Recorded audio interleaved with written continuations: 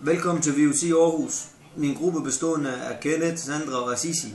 Vi vil i dag snakke lidt mere om kendeord, og vi lægger ud med ubestemt kendeord, som hedder et eller en på dansk. På engelsk bruges an eller a.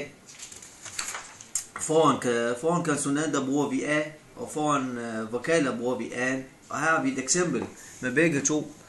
For eksempel an apple, a boy. Og foran jobs, der bestrider, at din person udlades kendeordet. Her har vi et eksempel med Margrethe. Margrethe is Queen of Denmark, hvor vi har undladet at bruge kendeordet. Vi går videre til bestemt kendeord. På engelsk er det udtales med lyd foran vokal, med i-lyd foran vokal og ø-lyd foran konsonant. Bestemt kendeord bruges altid ved verdenshjørnerne. Syd, øst, nord og vest. Kendeord bruges aldrig ved abstrakt navnord. Det vil sige navnord, der ikke kan føles eller beskrives. Så har vi to eksempler her. To the north of the house, he plays the piano.